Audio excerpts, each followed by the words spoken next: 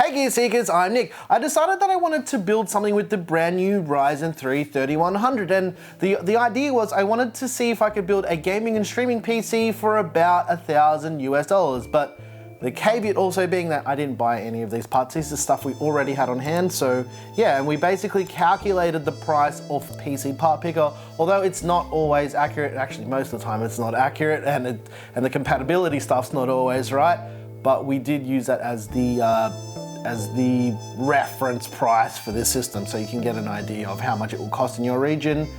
So let's roll the intro and then talk a little bit more.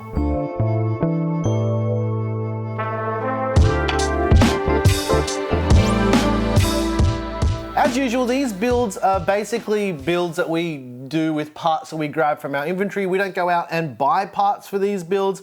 We just put them together based on the feedback that we get from you guys in the comment section, and we build them also to inspire you to build beautiful PCs of your own on a budget. Sometimes not really on a budget, but this one is definitely for that mid-range price bracket and for that type of performance. And this is really put together to stream and game. So yeah, let's do a build thing.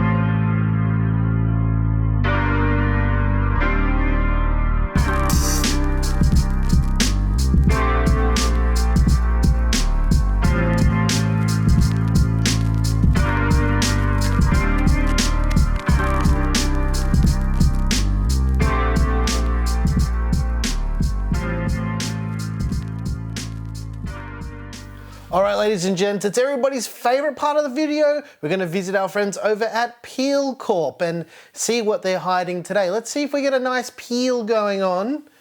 Let's just keep this as short and as sweet as possible. It is feeling pretty good.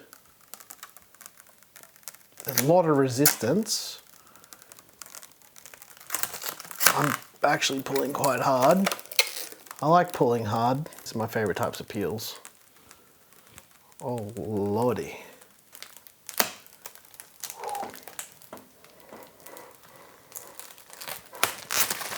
What an absolutely stunning peel. But yeah, it's time. It's time for B-roll.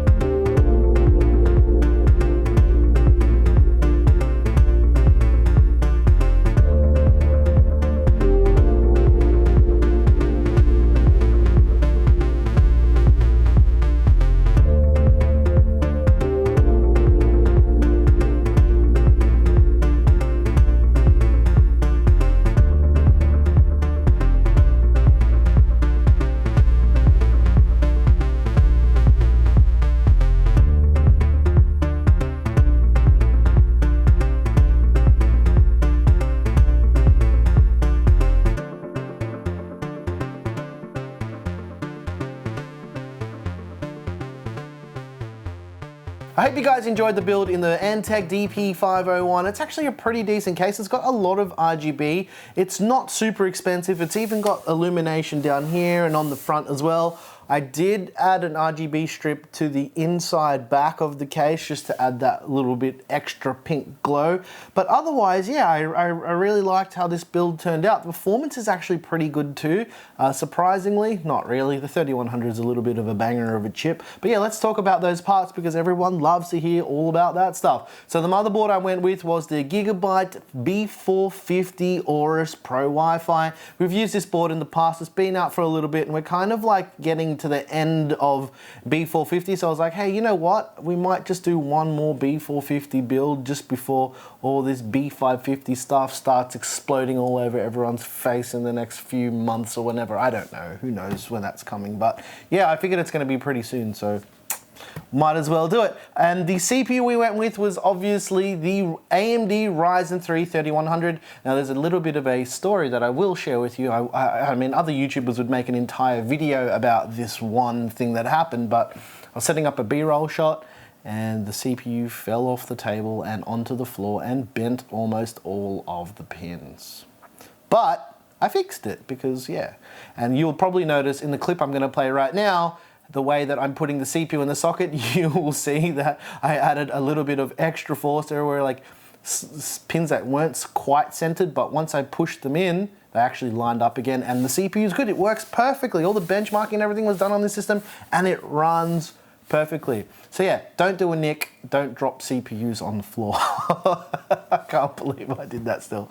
Yesterday was a bit of a strange day, but yeah, we got through it. The GPU I picked for this build is the Gigabyte 1660 Super Gaming OC. The reason why I picked it is because I had one, and also because it uses NVENC, so if you're streaming with this, it only adds a little bit of overhead to your gameplay, and it's really good for encoding. So this PC will easily be able to stream most games really at 1080p, and that's mainly the resolution you're going to be streaming at anyway, or even less, 720p. And if you guys want to learn how to stream and set up a really basic stream, I'll put a link to our Streamlabs OBS basic setup guide up there, so if you want to get into it, yeah, you can watch that video and it can help you out.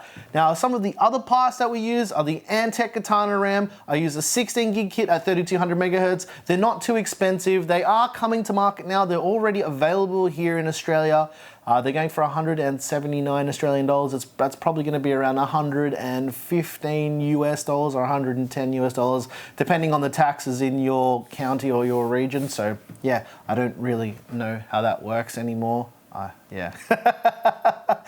The cooler we went with was the Antec Mercury 240. Surprisingly, and again, I have to say this cooler actually performs really well, and it's kind of like in that cheaper end of the 240mm AIOs, and it is quite the performer. Now you probably noticed that I removed the built-in RGB fan on the back because the RGB you can't actually control, if that makes sense. So I put in one of the Antec Prism fans, and I put two more Prism fans on the AIO up the top, but I left the three 120mm fans that come in the front of the case to lower the cost, because this case, surprisingly, at its price point, actually comes with 4 fans included, which is really good, and ARGB built into the case. So for those people who want that extra little bit of bling, you've already got it with this case, because it does have a built-in RGB controller as well, and not just RGB, it's ARGB. There's a little button on the top that allows you to control the lighting effects and all that stuff. I might show you that while I'm up.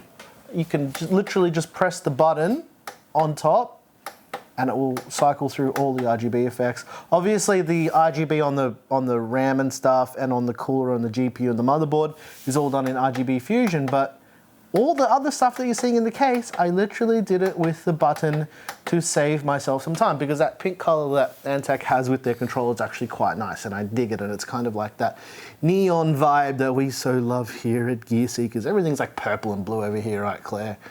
That's just like our thing over here. But yeah, otherwise with the DP501, the cable management is fairly decent.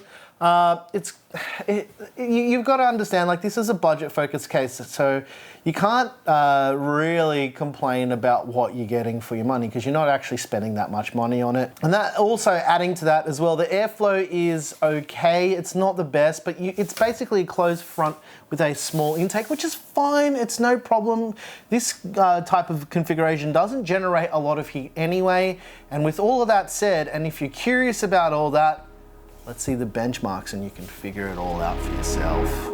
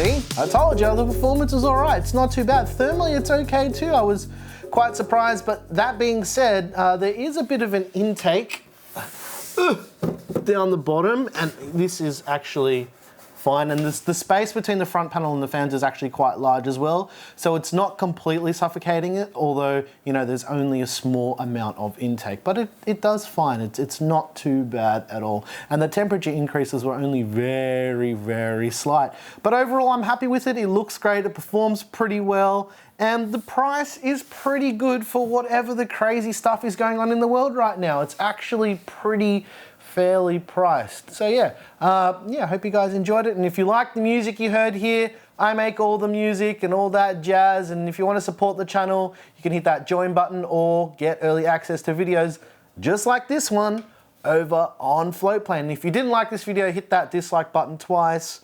Yeah, I'm your boy Nick with Gear Seekers. There's a PC part picker listed in the description. You pick where you seek.